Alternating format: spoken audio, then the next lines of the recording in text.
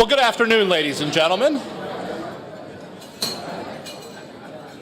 Good afternoon and welcome. Thanks for coming out on this beautiful day to join us for lunch today. Let's begin with the invocation and pledge, and let me invite up Kelly Rantilla. And Kelly is a senior in the Ashbrook Scholar Program. She studied international political studies, political science, and economics. She, all of our students, they have to write a thesis as they leave, and they have to publicly defend that thesis. So Kelly's is on the 1997 Thai financial crisis, causes and contentions. And I'm sure you'd be grateful if I let them all know that it's Friday, 3 o'clock in the Ashbrook Center. If you'd like to come up and ask her some questions about her thesis, you're certainly welcome to join us. And Kelly will be attending Ohio Northern Law School this fall. So we're a nation of laws, and we need good people defending them. So it's a very good thing to see. Kelly?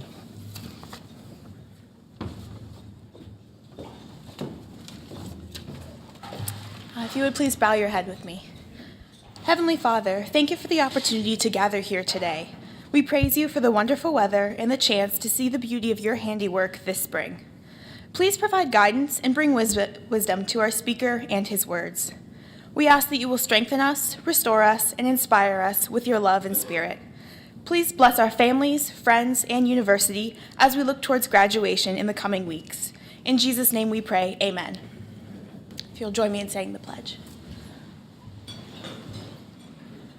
I pledge allegiance to the flag of the United States of America and to the republic for which it stands, one nation, under God, indivisible, with liberty and justice for all.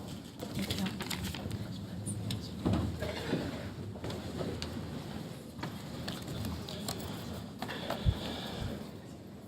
Of course, you all know that the reason that we're here is because of our Ashbrook Scholars, those students to whom we give scholarships at the Ashbrook Center and encourage them in their study of politics and history here at Ashland. Can I ask all the Ashbrook Scholars to stand and be recognized?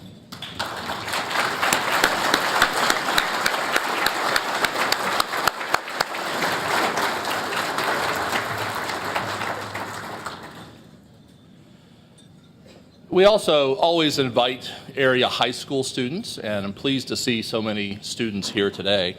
Also pleased to see their teachers coming back to visit us. We have students from Lexington High School, and Mr. Catherine is a graduate of our Master of Arts program in American History and Government. Firelands High School, I saw Joe Miller back there somewhere. He's a current student in the master's program. West Holmes High School, Melanie Ferguson, I haven't seen Melanie yet, but she's a graduate of the MAG program, and Norwayne High School with Brad Hellenthal, who's also a graduate of the master's program. So welcome to all the high school students, and hope you'll participate in the program.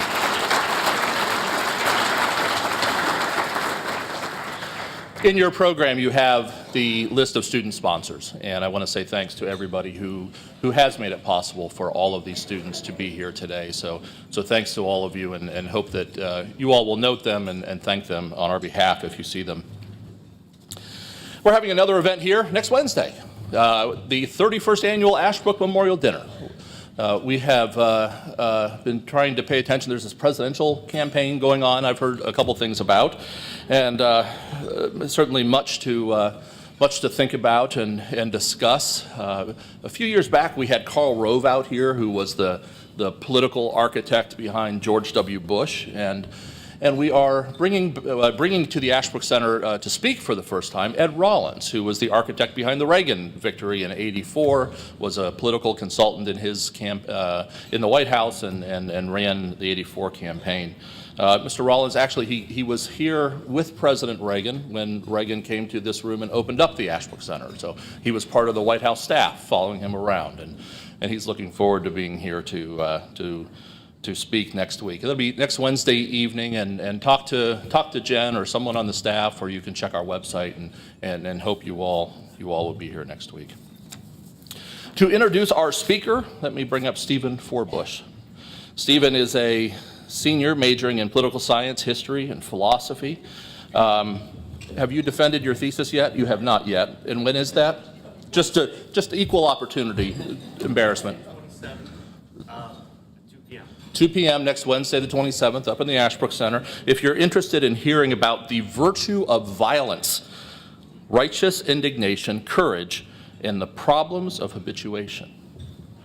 Stephen will be going to Hillsdale College next year as a part of their PhD program, and so he'll be starting there in the fall. So, Stephen, will you introduce our speaker, please?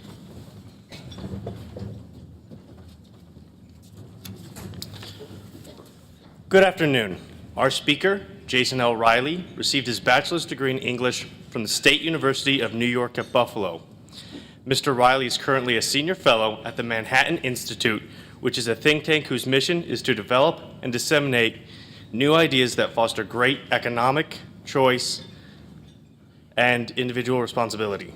He is also a columnist at the Wall Street Journal, where he has worked for more than 20 years, writing opinion pieces on politics, economics, education, immigration, and race, among other subjects. He has also made appearances on Fox News as a commentator for over a decade. Mr. Riley has published 2 books. The first was published in 2008, titled Let Them In, The Case for Open Borders, which looked at 6 arguments against immigration and debunked each of them. His latest book, published in 2014, is Please Stop Helping Us, How Liberals Make It Harder for Blacks to Succeed, which observes the efforts that liberals have undertaken to help underprivileged black citizens and how these efforts often harm those they intend to help. Without further ado, please join me in welcoming today's speaker, Jason Riley.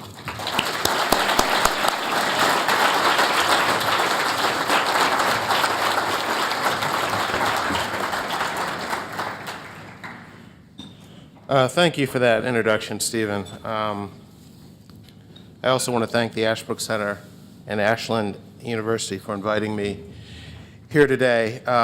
Given what's been going on campuses across the country in recent months, I think it's as important as ever that young people are exposed to alternative points of view.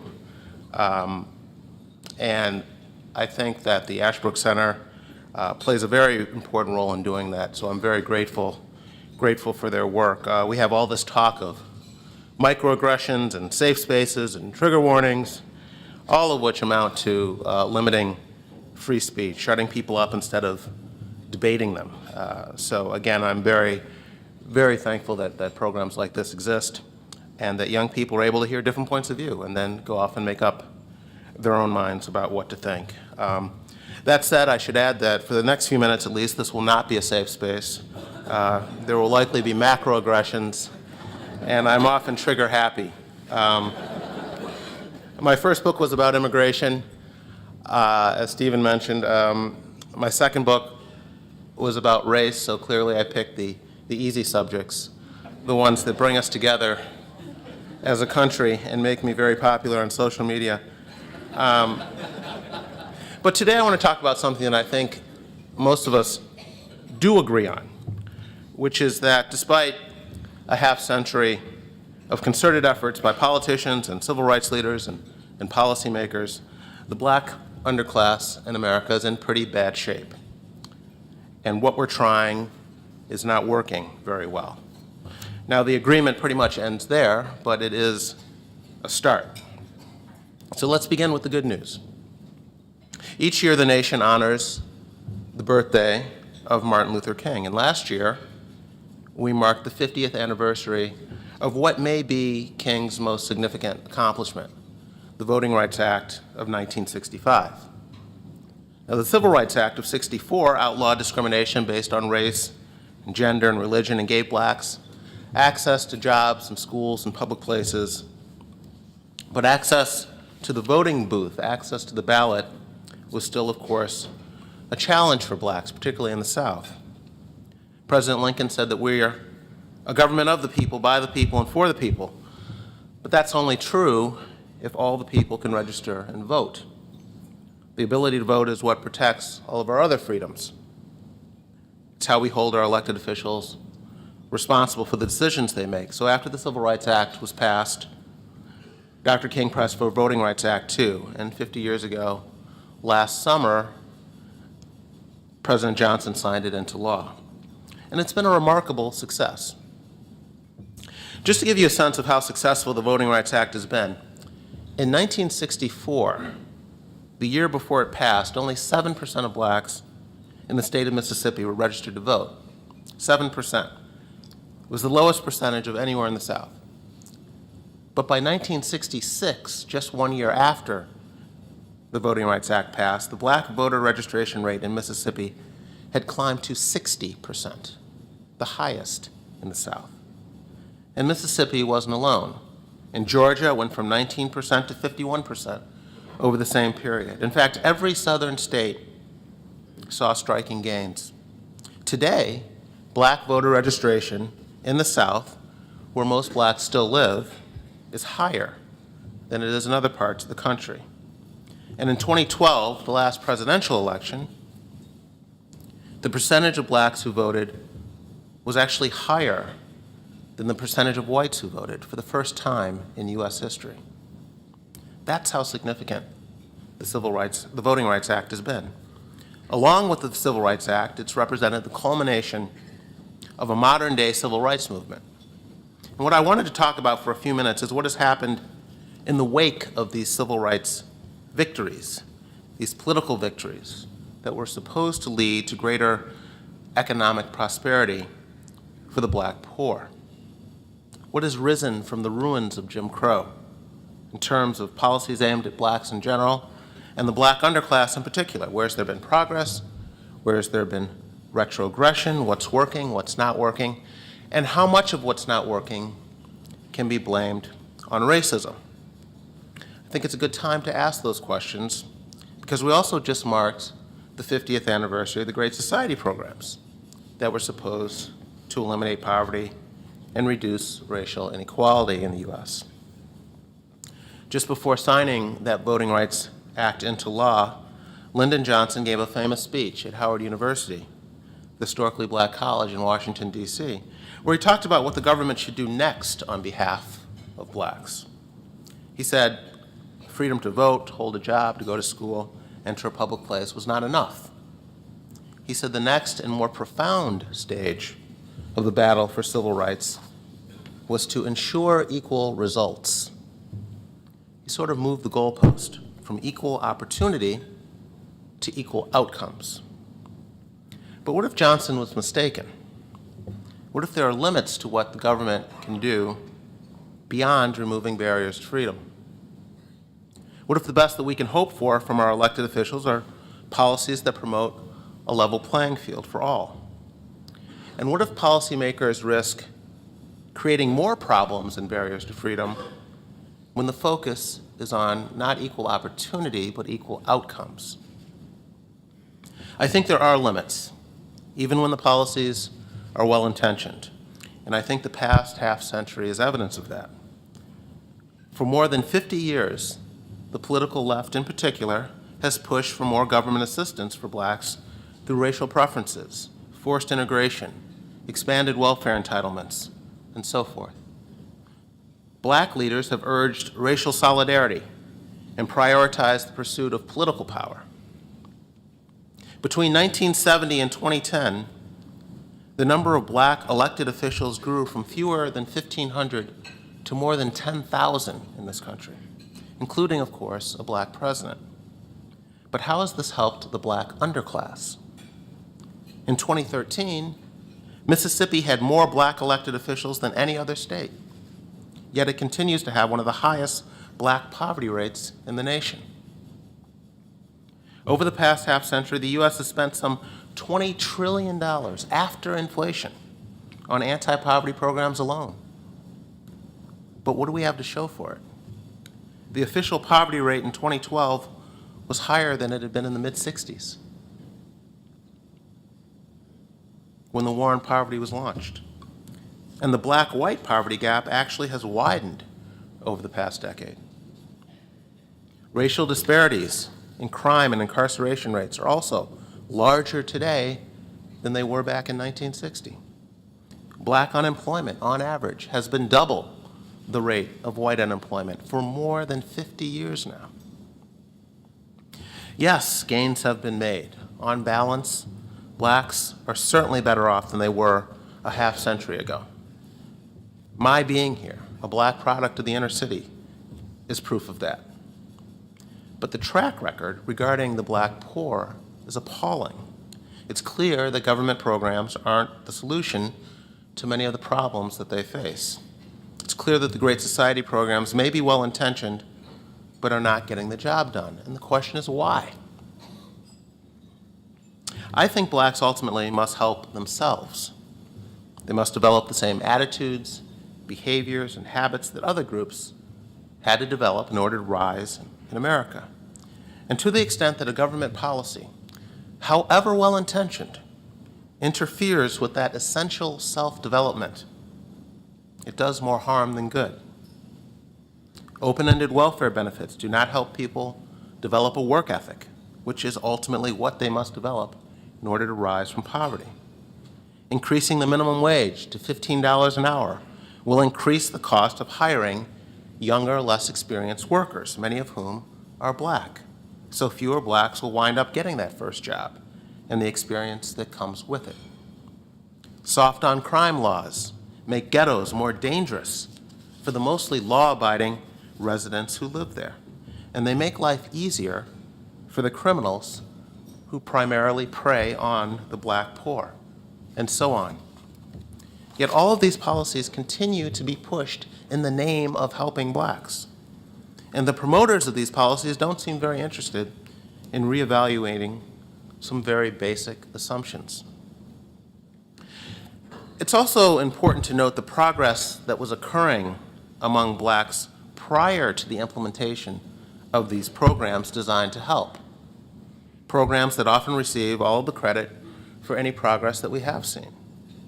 For example, between 1940 and 1960, black poverty in the U.S. fell by 40 percentage points. Think about that. This is before the Civil Rights Act or the Voting Rights Act were passed.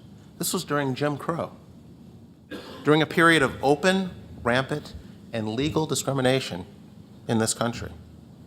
A 40 percentage point drop in the black poverty rate. Now, poverty continued to fall after the Great Society programs were implemented in the 1960s, but at a much slower rate. At best, the Great Society continued a trend already in place. Yet these programs are given all the credit for reductions in black poverty. The reality is that no Great Society program has ever come close to matching the reduction in black poverty that we saw prior to the Great Society. No Great Society program has ever come close to matching what blacks were doing on their own before the government decided to step in and help in this way. The notion that black self-help is more effective than government help is not based on some right-wing Koch brothers extremist ideology. It's based on experience. It's based on the historical record. History repeatedly shows that there simply is no substitute for a group's self-development. Government programs cannot save us, and an overdependence on them can do great harm. Affirmative action, racial preferences, are another example of a program that gets more credit than it deserves. In this case, credit for increasing the size of the black middle class. But what does the record show?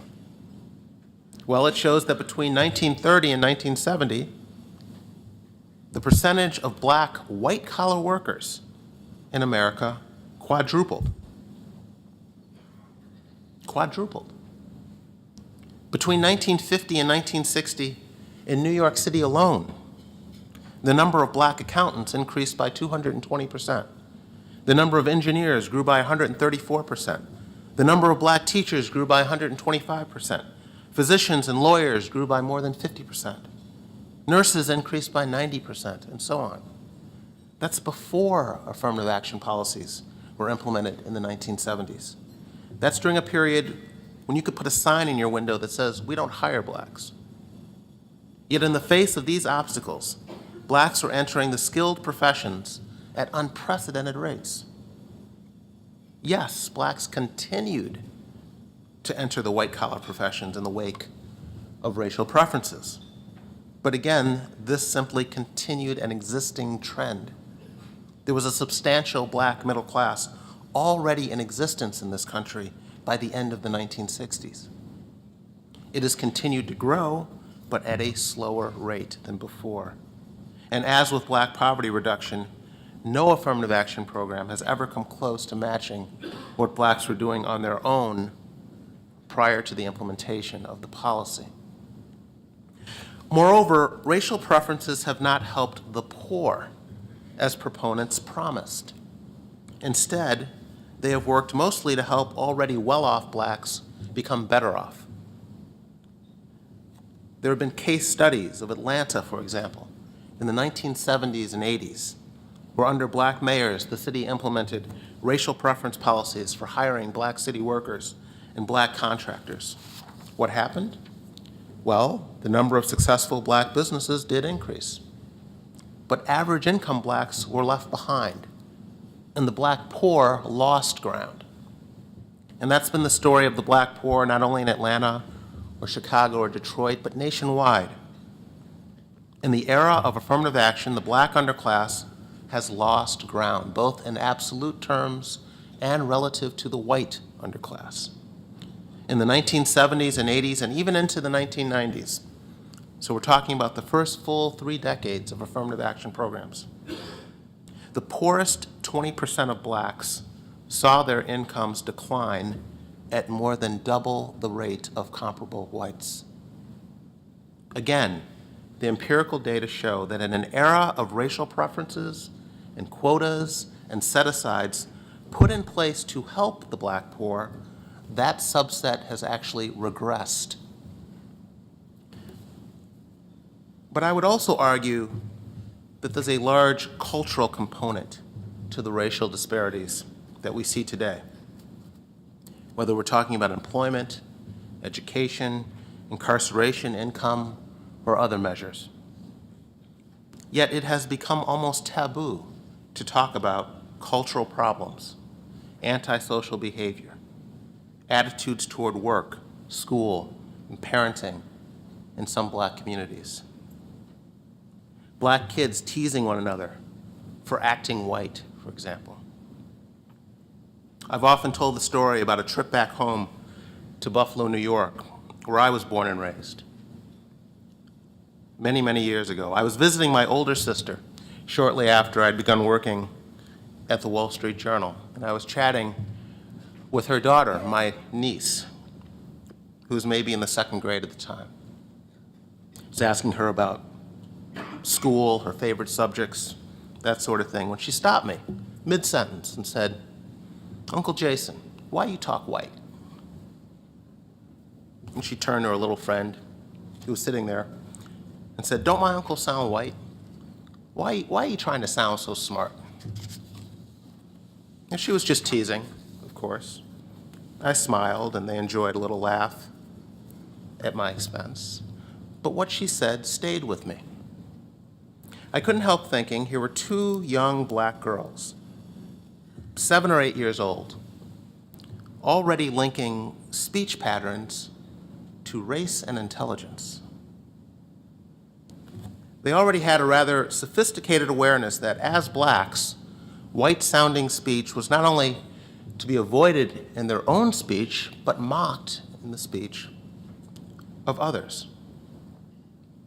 I shouldn't have been too surprised by this, and I wasn't.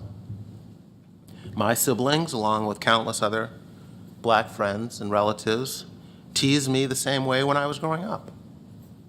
And other black professionals, from the president and first lady on down, have told similar stories. What I had forgotten is just how early these attitudes take hold, how soon this counterproductive thinking and behavior begins. New York City, where I'm based, has the largest school system in America. And 80% of black kids in New York City public schools are performing below grade level. 80%. And a big part of the problem is a black subculture that rejects attitudes and behaviors that are conducive to academic success. Black kids read half as many books and watch twice as much television as their white counterparts, for example. In other words, a big part of the problem is a culture that produces little black girls and boys who are already worried about acting and sounding white by the time they are in the second grade. Another big part of the problem is a reluctance to speak honestly about these cultural shortcomings. Many whites fear being called racist, and many black leaders have a vested interest in blaming black problems primarily on white racism. So that is the narrative they push, regardless of the reality. Racism has become an all-purpose explanation for bad black outcomes, be they social or economic. If you disagree and are white, you're a bigot. If you disagree and are black, you're a sellout. Too often, this is the level of discourse, schoolyard name-calling. Even President Obama has been subjected to this treatment when he broaches the topic of black cultural shortcomings. On several occasions, he's spoken to black audiences about absent black fathers, for example. When he spoke at Morehouse a couple years ago, he said, "I was raised by a heroic single mother and wonderful grandparents who made incredible sacrifices for me. But I still wish I had a father who was not only present but involved. So my whole life, I've tried to be for Michelle and my girls what my father wasn't for my mother and me. I've tried to be a better father, a better husband, a better man." Obama told black men in that audience to be a good role model for other, less fortunate black men. He said, "The brothers who have been left behind, who haven't had the same opportunities we have, they need to hear from us. We need to be in barbershops with them, at church with them, helping to pull them up, exposing them to new opportunities. We have to teach them what it means to be a man." Now that might sound like common sense to you and me. And I don't know, maybe some people in this room wish that's all Obama would ever talk about.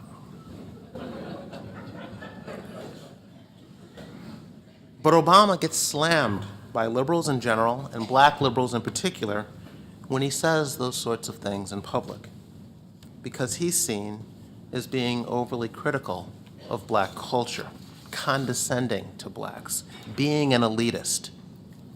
Most significantly, he gets accused of letting whites off the hook, which is a big no-no on the black left. But the facts are on Obama's side. For decades, studies have shown that the likelihood of teen pregnancy, drug abuse, dropping out of school, and many other bad social outcomes increased dramatically when fathers weren't around. One of the most comprehensive studies ever done about this concluded that black boys without a father were almost 70% more likely to be incarcerated than those with a father. One social scientist put it this way: if crime is to a significant degree caused by weak character, if weak character is more likely among children of unmarried mothers, if there are no fathers who will help raise their children, acquire jobs, protect their neighborhoods, if boys become young men with no preparation for work, if school achievement is regarded as a sign of having sold out, if all these things are true, then the chances of reducing the crime rate among low-income blacks anytime soon is slim. This is what we see playing out in Baltimore, in Brooklyn, the Bronx, St. Louis, Chicago, and Detroit. But you're not supposed to say that. It's politically incorrect. Try bringing up black culture in a debate over criminal behavior today. You will have your head handed to you. Try bringing up the breakdown of the black family in a debate about crime. In fact, we don't even talk about black crime anymore.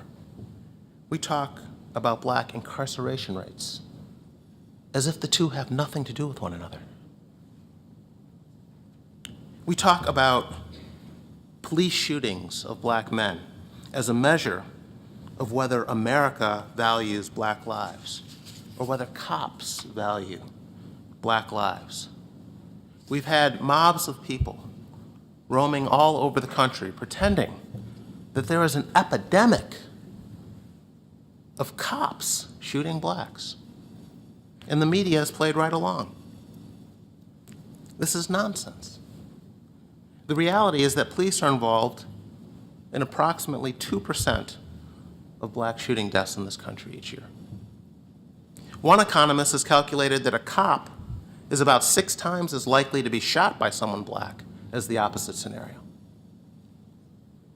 Blacks are about 13% of the population in this country, but commit more than half of all murders. Roughly 7,000 blacks are murdered each year, and 90% of them are killed by other blacks. There's your epidemic. There's your tragedy. There's your outrage. The question isn't whether cops value black lives or America values black lives. Isn't the more relevant question whether the young black men doing all this killing value black lives? Are we supposed to hold whites to a higher standard than blacks hold each other? Homicide is the leading cause of death for young black men in the United States. And it is not because cops are shooting them. Bad cops ought to be punished to the full extent of the law. And they should certainly be held to a high standard for having violated the public trust. But if you believe that black lives matter, if you want to reduce the black body count as a practical matter, should your focus be on the 2% of black shooting deaths that involve cops or the 98% that don't? The violence that is so prevalent in these neighborhoods has enormous economic consequences. The common assumption is that poverty causes crime, but the truth is closer to the reverse. Businesses flee crime-ridden neighborhoods. Jobs follow. Property values fall. One reason that blacks are progressing at a much faster rate in the first half of the 20th century is that black communities were much, much less violent than they are today. The violence so prevalent today dates to the policy interventions of the 1960s, when coddling criminals became fashionable among judges, politicians, and academics, among others. And the government mistakenly believed that a welfare check could replace a father in the home. Before 1960, 2 out of 3 black children were raised in 2-parent families in this country. Today, more than 70% are not. And in some of our inner cities, it's as high as 80 or 90%. Before 1960, homicide rates in the U.S., including among blacks, had been falling significantly. In fact, the murder rate in 1960 was less than half of what it had been 25 years earlier. Blacks obviously faced much more racism back then, but black families were in better shape, and communities were much safer and thus more conducive to social and economic progress. Let me close by noting that this concept of self-help and self-development that I think is so essential to black advancement is something that black leaders once understood very well in this country, and at a time when blacks faced infinitely more obstacles than they face with a twice-elected black president in the Oval Office. Frederick Douglass, a former slave, said in 1865 that everyone had asked him and the other abolitionists what to do with the Negro. He said, "I've had but one answer from the beginning: do nothing with us. If the apples will not remain on the tree of their own strength, let them fall.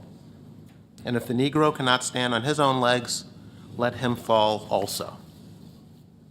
All I ask is, give him a chance to stand on his own legs." Douglass was essentially saying, give blacks equal opportunity and then leave us alone. Booker T. Washington, another former slave, echoed that sentiment. He said that it is important and right that all privileges of the law be ours, but it is vastly more important that we be prepared for the exercise of these privileges. Douglass and Washington didn't play down the need for the government to secure equal rights for blacks, and both were optimistic that they would get equal rights eventually, though neither man, of course, lived to see that day. But both men also understood the limits of government benevolence. Blacks would have to ready themselves to meet the far bigger challenge of being in a position to take advantage of opportunities once equal rights had been secured. The history of the Great Society, the history of the welfare state programs aimed at helping blacks, I believe is largely a history of ignoring this wisdom. The Obama presidency, which is now drawing to a close, is more evidence that blacks have progressed politically in America. But if the rise of other racial and ethnic groups is any indication, black social and economic problems are less about politics than they are about culture. A black man in the White House is all well and good, but he's no substitute for one in the home. On that happy note, I will stop and take any questions you might have. Thank you.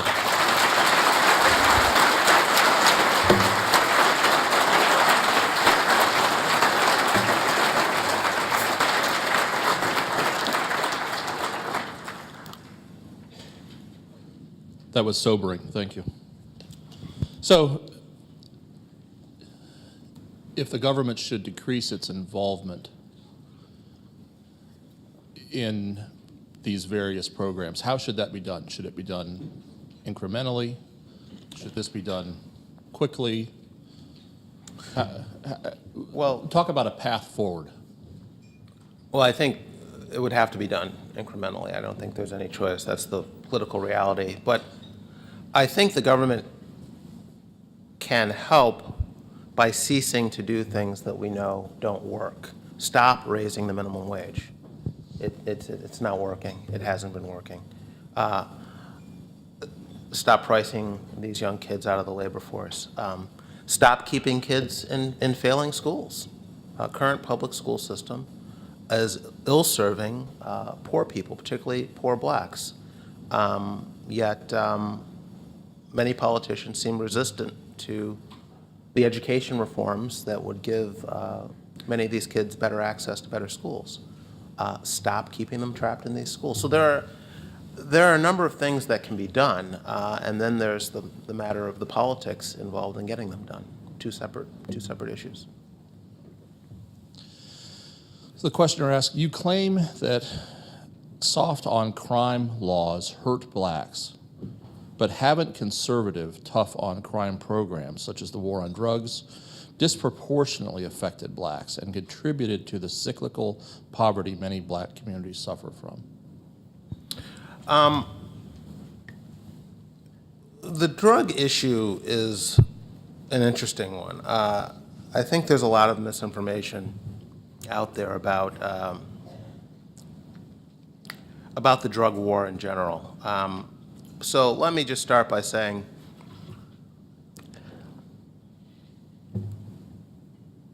whether or not we should legalize certain drugs, I think, is a separate issue, and I see strong arguments on both sides of that issue.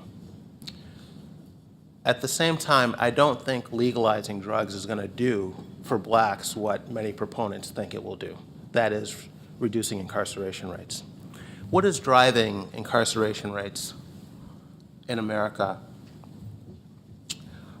are not drug offenses. They're violent offenses.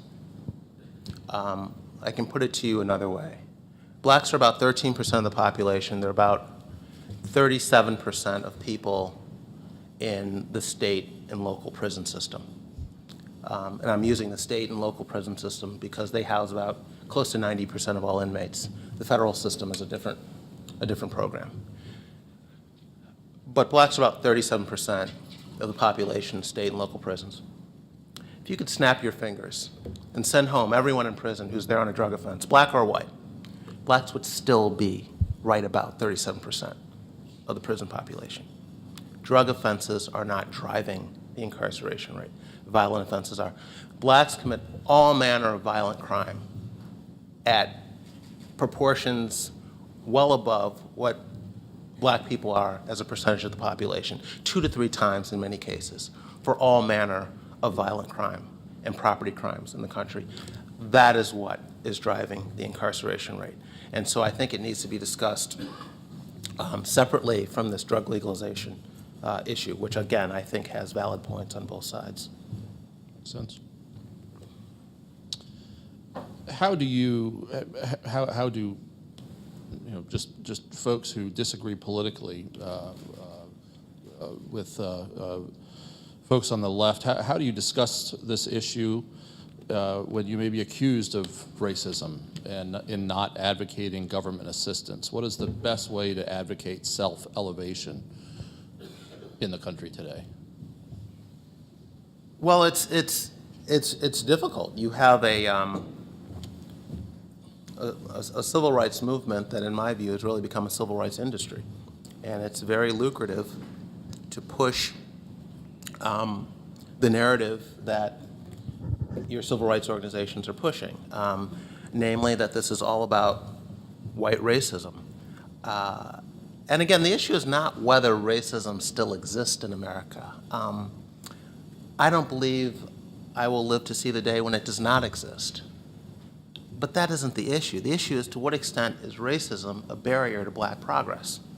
And I would argue that given the progress that blacks made, particularly in the first half of the 20th century, coming out of slavery, through Reconstruction, through Jim Crow, you look at that history, you look at the progress that was taking place, and it's hard for me to understand or take seriously an argument that we see the outcomes we do today due primarily to racism. So I think it's a matter of explaining to a lot of people or showing people what was going on in black America in the first half of the 20th century. But that is not, again, something that the civil rights organizations have any interest in highlighting because it makes them irrelevant to the discussion. And so I don't see them coming on board anytime soon to point this out. What about on the state level? What are public policy things that could be done statewide?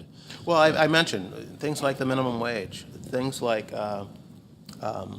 school choice provisions, charter laws, voucher laws, occupational licensing requirements, price people out of the labor force.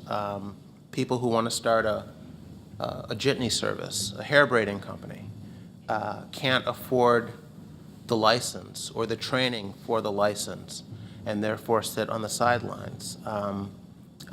So I think that these are other areas where, at the state and local level, where policy matters. The story about your niece, I mean, that was, that's memorable. What can be done to reverse that? What more? I mean, ignoring necessarily public policy, is there more that can be done to help make sure that black children don't have that view on education or how one might speak? Well, I think education at root is going to address this problem. You look at the schools that most blacks attend in this country, and the outcomes aren't surprising. These kids are attending, in many cases, schools with the least productive teachers. They're violent schools, poor facilities, and so that we would get these outcomes, I don't think is entirely surprising. What What I find troubling are the policies, again, intended to help these kids that are doing so much damage. I mean, President Obama has spent his entire time in the White House trying to shut down a voucher program in Washington, D.C. that disproportionately helps young black kids get a better education. He says he cares about high school graduation rates. This program's high school graduation rates are 20, 30 points higher than the D.C. average. Yet he has been trying to shut down this program from day one. It has nothing to do with education and everything to do with the fact that the teachers' unions that support him politically don't like this program. So he opposes it. He's been trying to shut down a voucher program. His Justice Department went after a voucher program in Louisiana on the grounds that it violated desegregation laws from the 60s and 70s. In other words, he was fearful that the classrooms would become too segregated if this voucher program in DC were allowed to go forward. Again, priorities to me all out of whack. You're more interested in the racial makeup in the classroom than you are in whether anyone in the classroom is learning. I don't understand this. His education department has been pressuring school districts to suspend fewer kids from school based on race, not based on who's doing the bullying. How does this help the kids in school to learn? Why are your sympathies with the kids acting out and not with the kids who come to school to learn? As I said before, these kids are already attending some of the worst schools with some of the worst teachers. Now you're going to make sure they attend the most violent schools as well? How is this helping? So for me, a lot of this is about getting the government to stop doing things that we know don't work. And I think in many cases, the rest would ultimately take care of itself. Good, thank you. So you're spending a lot of time on college campuses. So obviously it's been a more interesting past year or so on many campuses with issues arising and people stepping down from administrations of campuses. What do you think is causing this culture of microaggressions and trigger warnings on college campuses? I think a large part of the problem has been decades of racial preferences in higher education. I think that is a big problem on campus. A lot of these tensions result from the fact of mixing kids that otherwise would not be attending the same school, the same classes. And again, affirmative action in higher education was pushed as a way of increasing the size of the class of black professionals in this country. That's why we needed these programs, to increase the size of the black middle class. But again, in practice, has that happened? The University of California, back in 1996, passed a law banning the use of race in college admissions for all of the University of California system. What happened? The black college graduation rate went up after the ban was put in place. When you could not use race anymore, more black kids started graduating from college, a lot more. And not only graduation rates overall, graduation rates in the most difficult fields of math and science also went up by more than 50% among both blacks and Hispanics after the ban on racial preferences in college admissions was put in place.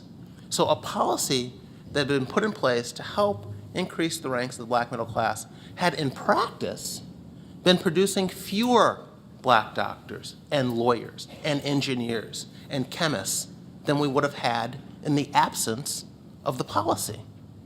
And what was going on? Well, what was going on is that kids were being mismatched with schools. Kids were attending schools where they could not handle the work. They were attending schools where they had been invited to attend based on the color of their skin or other aesthetic reasons. but not because they could handle the work. Once college administrators could not take race and ethnicity into account, these kids started doing, the black kids started doing what the Asian kids and the white kids already did. They went to schools that matched their abilities, and as a result, more of them graduated. And it's a very big problem, particularly at elite campuses. I can give you one quick example of this mismatch phenomenon. Some years ago, there was a study done of black kids at MIT. Black kids at MIT scored in the top 10% on the math section of the SAT. All kids in the country. So you're talking about some very, very smart kids. But they were in the bottom 10% among their peers at MIT.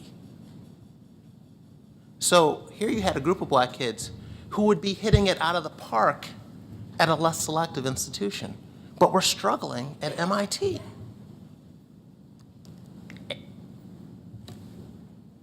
But the college administrators there couldn't care less. Those kids were there to make the campus look like America. Those kids were there to make the college catalog look right. Whether they graduated was a secondary concern to the people at MIT who were admitting them. So I think at the root of a lot of these tensions on campus, the racial tensions, are policies that were put in place decades ago, and we're still, this is the fruit they're bearing. All right, 2 more questions. This one's a complete softball. So we're seeing you on television far more on different shows. What's your favorite show to do? My favorite show to do. My favorite show to do is probably a show that I do out of Washington called Special Report with Brett Baer. We've heard it here.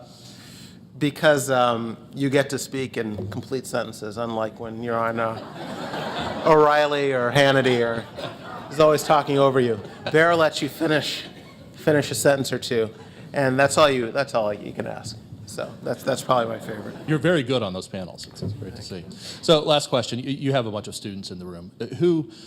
Who are your intellectual mentors on these questions? I mean, if these students want to look to people to read, besides, of course, reading you in the Wall Street Journal, who should they be reading to think through these kinds of questions? Well, you should read the Wall Street Journal editorial page every day.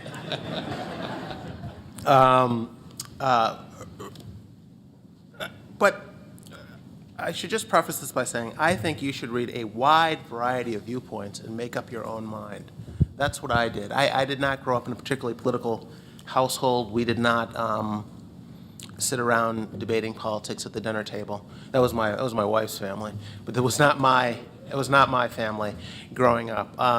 I started reading the newspaper for school, probably a social studies class or something like that, in junior high. I grew up in a city with a paper that had it had a liberal editorial bent, but it ran columnists from all over the political spectrum. So I would read George Will and Charles Krauthammer, and then I'd read, Ellen Goodman and Anna Quinlan, and you young people don't even know who those guys are, but just people on the left, on the right, in the center, and one side made more sense than the other, more often than not. And so I would encourage you to read everything. Read the Wall Street Journal editorials. Read the New York Times editorials. Read the Washington Post. And then decide for yourselves. And personally, the writers that, or the thinkers that had the biggest influence on my thinking on racial issues were a couple scholars at the Hoover Institution. One's name is Thomas Sowell, who's an economist there. The Hoover Institution is at Stanford University. And another one, Shelby Steele, who's also at Stanford. So those are guys I discovered in college and had a huge impact on my thinking on these matters. So, and they've written a ton of books, particularly Tom Sowell. So they're readily available. You should go seek those out. Well, please join me in thanking Jason. Thank you.